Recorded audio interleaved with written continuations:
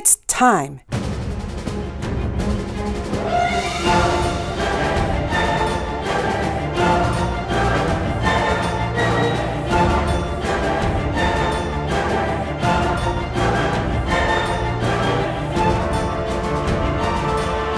Wiz Pro Imagineering proudly presents Two Big Guys on Cars. Now, here are your hosts, Thomas Hill and Denver Wright.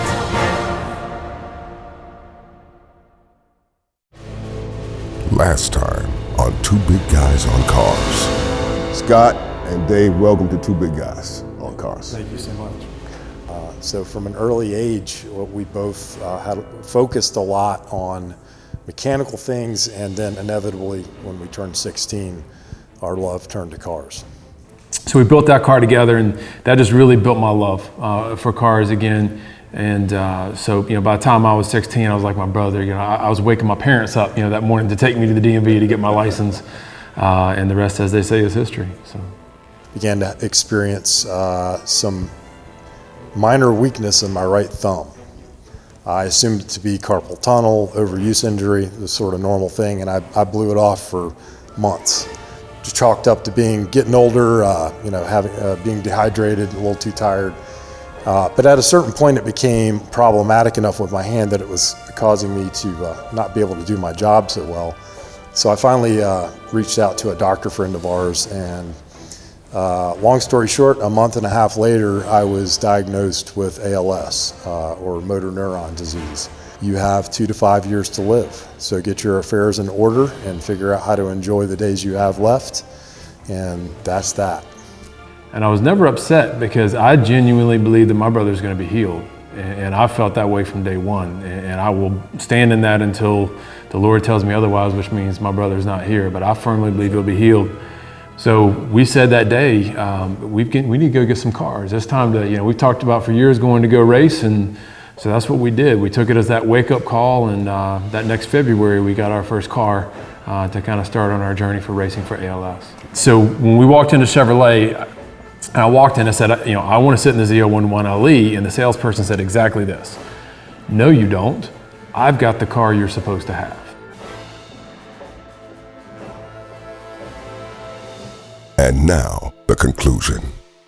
Wow. Those exact words. I can attest. And I said, "No, man, I want to sit in a ZR1. And he goes, "No, the car you're supposed to have is outside. I'll bring it around for you. It came in an hour ago." And that was while we were at Dodge. Now, the one thing I forgot to tell you last time we talked, when we were at Dodge standing outside, I heard a car crank. And I literally, I turned back around because I heard it and it sounded so good. I was like, man, that's a rocking car. It was them taking this car off the trailer. Wow. So I had heard it earlier, I just didn't know what it was. So he backed the car around, and next thing you know, everybody in the dealership is back behind this thing, and everybody's like, "What's this? Is it for sale?" And I said, "We got to get this car, man. We're about to get in a bidding war." And I turned around and asked him for the price, and he went inside, and this was the last part of the miracle. He came back out, and the price was within $1,000, $1,500 of the other Z28s we had been looking at. This was a Hennessy Z28. Wow. And what it turned out to be is that the sales manager wasn't there, and so the person who put the price on the car gave us the price for a regular Z28. He didn't know what the Hennessy meant. And we didn't know. He gave us a price, we shook hands, and so we got that price, or we got that car for the same price as a regular Z28, and it is not a regular Z28. Yeah, and Absolutely not. To clarify, the car was a 2015, so this again was in early 2018. So just still had a factory warranty on the powertrain, had 800 miles on it. Wow. And Hennessy HPE 650, naturally aspirated, putting down about 600 of the rear wheels, and the nastiest sounding cam in it you've ever heard. Oh yeah, absolutely, absolutely beautiful It car. draws a crowd everywhere we go with it, just because the Z28s are rare. I believe there were only 2,500 made total in 3 model years. And of the Hennessy 650 Z28s, we believe there are only 23. Mm-hmm. And so it's a pretty rare bird, and just because of that, it's drawn lots of attention to racing for ALS and our cause. And we're going to talk about ALS, but just talk a little bit about Hennessy, because a lot of people may not know what that is. When they hear that, they may be thinking about the liquor Hennessy. So let's kind of clear it up. So let's kind of clear up what Hennessy is, so we can be about a little bit clear about that. Be glad to. John Hennessy is the gentleman that it's named after, and he has a team out in Sealy, Texas. It's Hennessy Performance. And actually, after we got the white car, we realized that we needed another car because we couldn't really share, kind of the way we were hoping. Right. So we went and got another black Z28 from my brother, low mileage, and we sent it to Hennessy, and they did an HP E650 upgrade on it. It is the 23rd. We think that's the last one. But then we had a 2018 Camaro. They did an upgrade on that one as well. We've done, so that's, 3 cars that we have, or I guess had, that are Hennessy. And their team is just awesome, man. They really have helped us out. And John himself, we got to meet him, and he's just a super nice guy. And the internet's always got an opinion about everything. Right, absolutely. And so for us to just say, when we met John Hennessy, he was one of the nicest people we met. He talked to us. He was in no hurry. He actually prayed with us over my brother's health, over the car, over all that we were doing. It was just an amazing experience.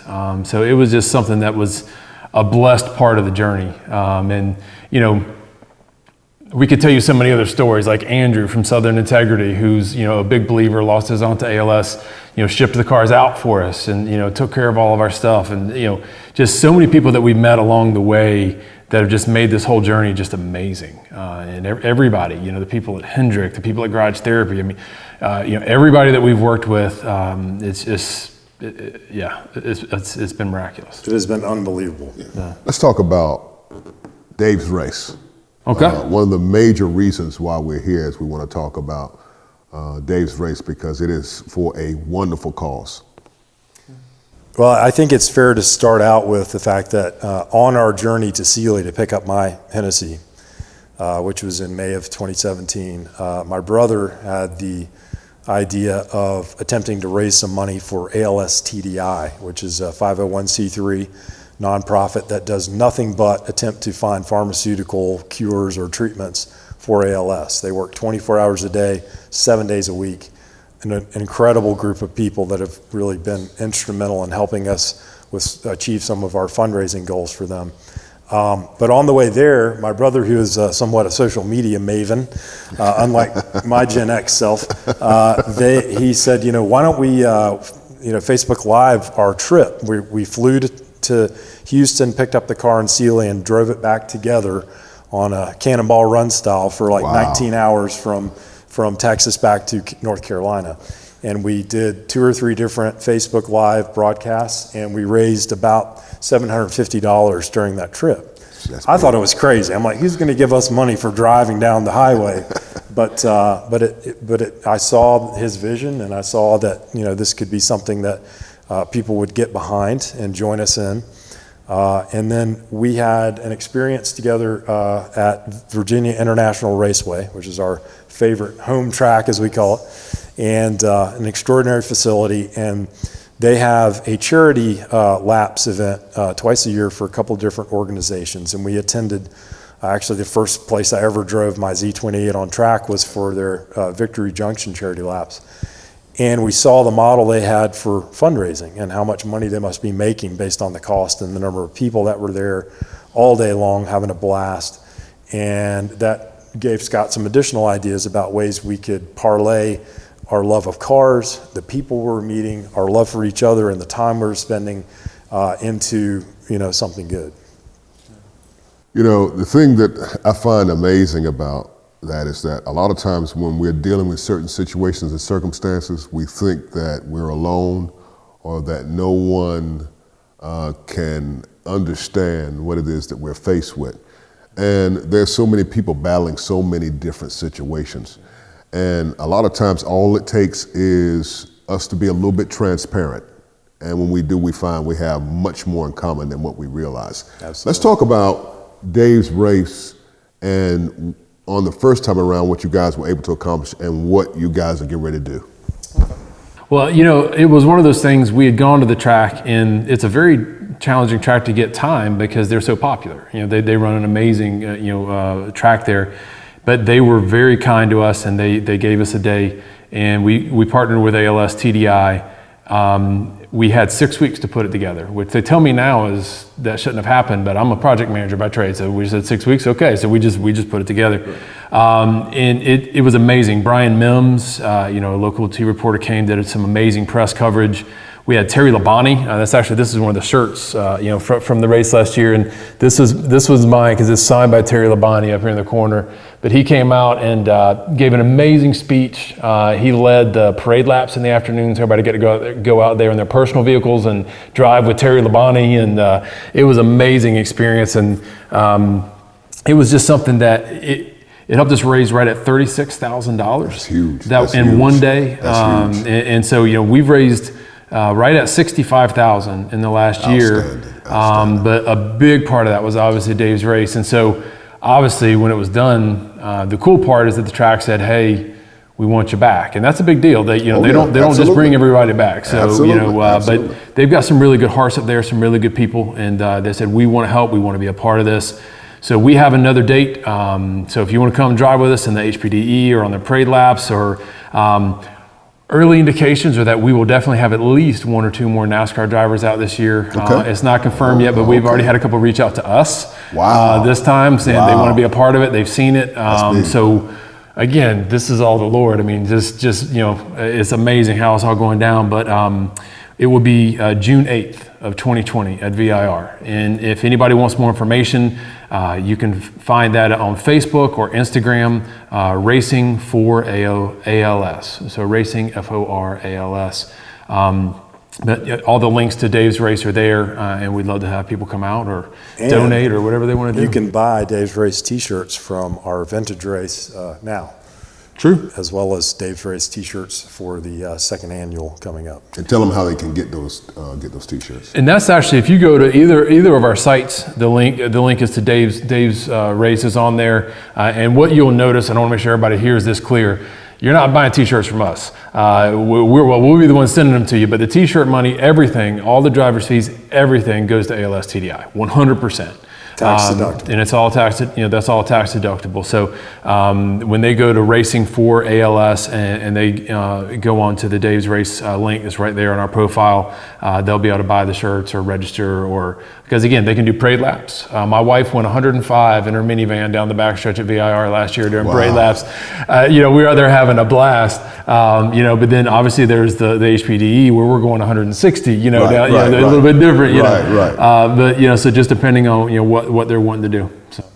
And our HPD is set up with lots of open track time as opposed to staged heats. And I believe we ended up with 5 hours of advanced level open track at VIR, which would normally cost a small fortune if you wanted to try to buy it. And it's a very, very good deal for a good cause. Yes. We thank you for your time. You guys are phenomenal. Dave and Scott, thank you for taking the time to stop by and talk with us about ALS, your personal story, and the brotherhood that exists between the two of you guys. Thank you so much. Thank you. For Two Big Guys on Cars, I'm Thomas Hill. We'll be right back with Two Big Guys on Cars. So you finally bought that dream car of yours, but you don't have any real way of testing the limits of this thing. You better not do it on the street or even on the interstate.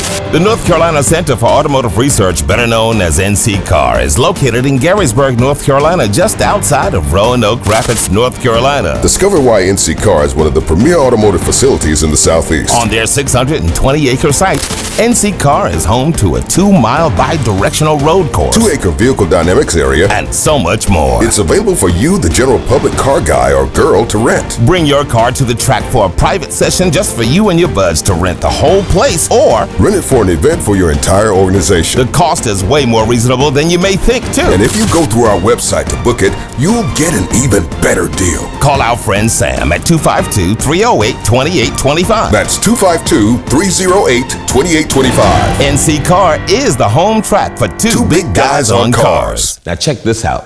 This is the Two Big Guys on Cars official t-shirt. We wear them all the time. There's slightly different versions of them. If you see here, there's a 2 in front of it. On mine, there is no 2. But this was the first edition of the shirt. And this is the new edition. and it can be yours. First of all, you can go to our website, which is 2bigguys.com, and order the shirt. They're reasonably priced, and they're ready for you to purchase right now. Also, we have a very special promotion that's coming up where we'll be giving away these t-shirts to you if you just keep your eyes open. That's all I'll say about it for right now. But the Two Big Guys on Cars official t-shirt. Watch out for it and purchase yours today. Now, back to Two Big Guys on Cars.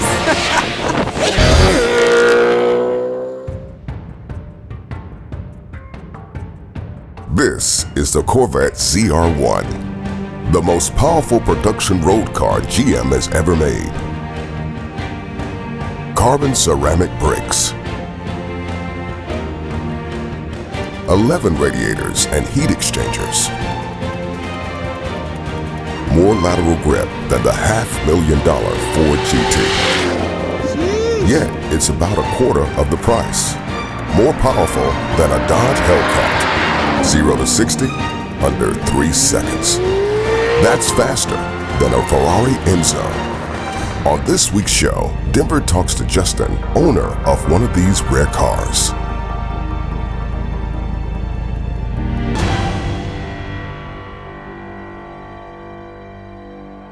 Very pleasant day to you and yours. Hi, I'm Denver Wright, and over there is Thomas Hill, way off camera.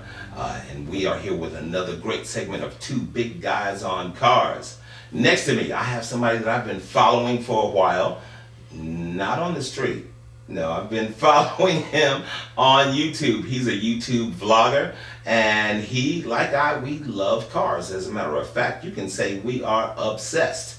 This is Justin from Horsepower Obsessed, and welcome to Two Big Guys on Cars. Thank you for having me. Yeah, man. Well, this has been a long time in the making. We've talked on the phone, we've texted back and forth, and you were so gracious and kind to accept my invitation to be on the show.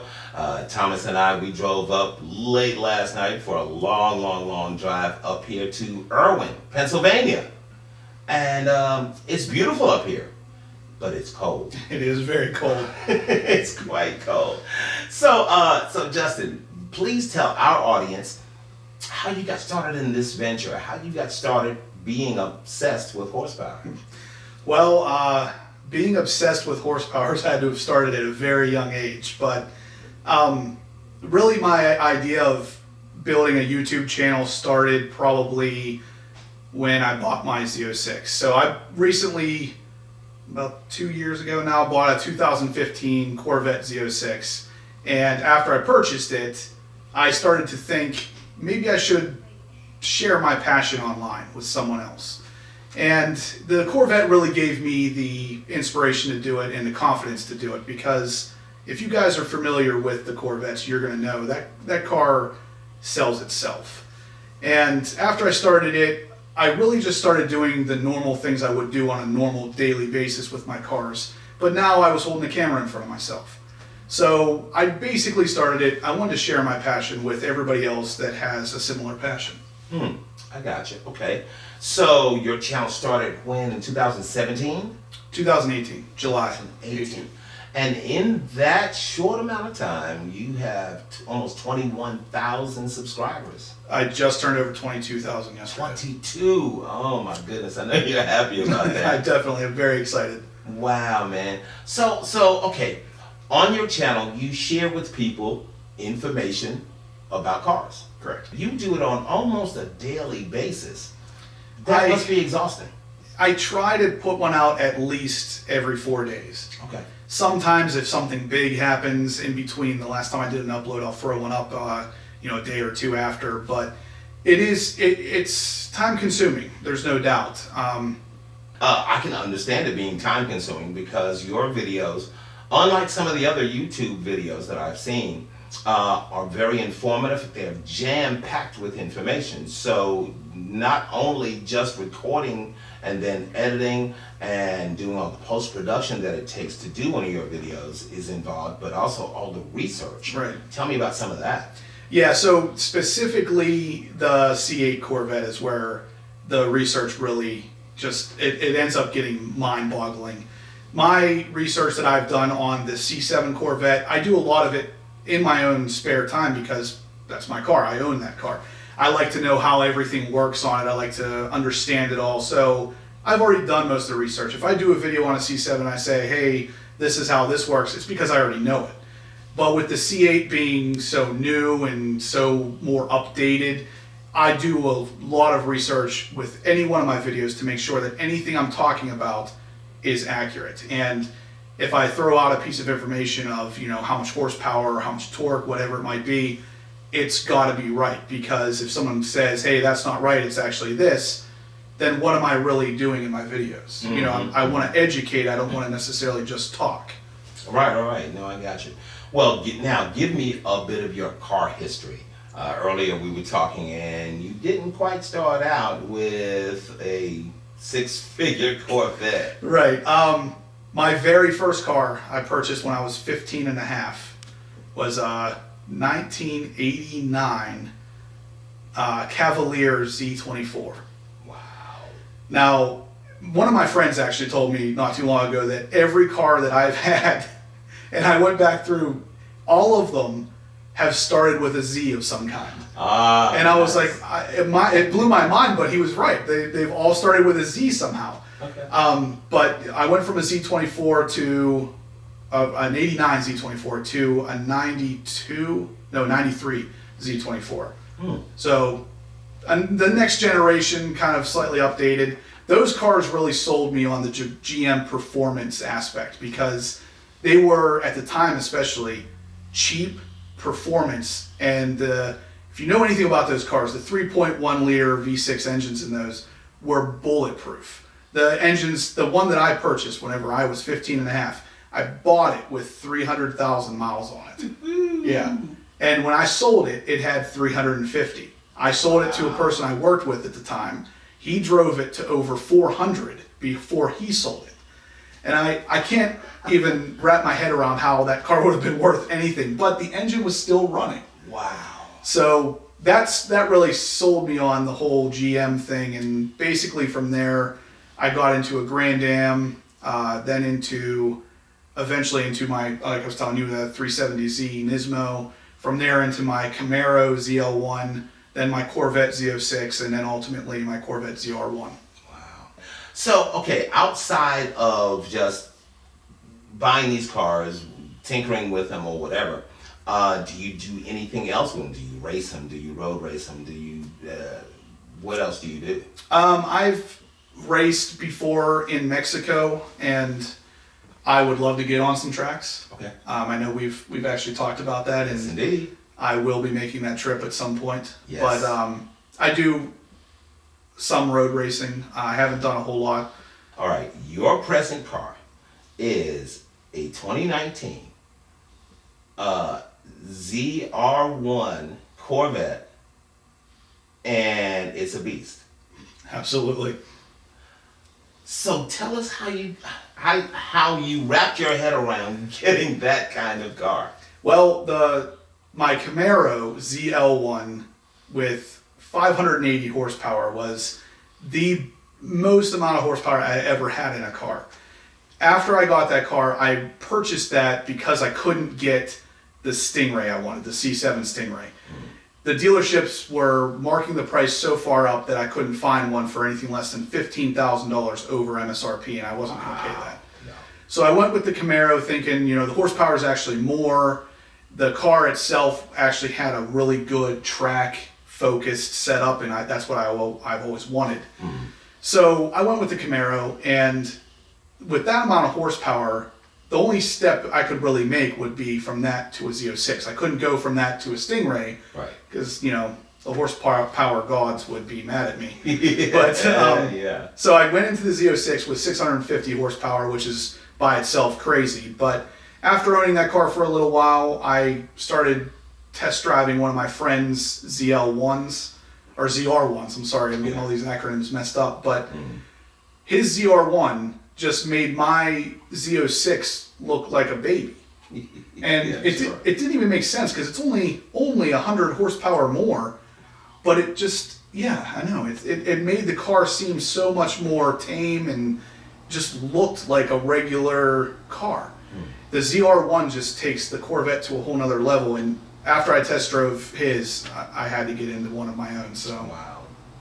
yeah, so it's a 2019 Corvette ZR1 with the 3ZR interior package and a ZTK performance package, which means it's got the big wing, the extra front canards, and it also has the Sport Cup 2 tires, which, as you saw, pick up everything. Yes, absolutely. I had those on my car. Yeah, and during the summer, during nice warm temperatures, they're great tires. Sure. But out there right now, I don't know if you could hear me whenever I was turning, the tires skid. They jump across the pavement because they're not getting any traction. That's right. So My Camaro does the same thing even now. yeah, it's too cold. So, okay, with your ZR1, when you first put that pedal to the floor, did you need to change underwear at all?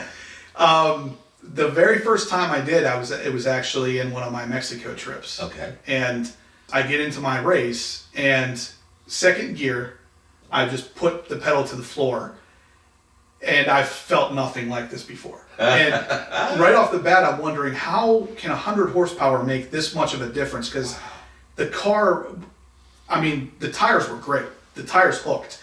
And it was because of that it just slammed you into your seat, and you were a rocket moving forward. It's unbelievable. I mean, that feeling right there is why I'm a car guy. Give them your contact information for going to your channel, and tell them how they can subscribe to your channel. My channel is Horsepower Obsessed. You can find me right on YouTube or send me an email, horse.power.obsessed@gmail.com. I'll help you out any way I can. Simple as that, folks. Thanks so much for joining us. Thanks to Justin for joining us. Thank you. And thank you for your time. This time, until next time, on Two Big Guys on Cars. This is Two Big Guys on Cars.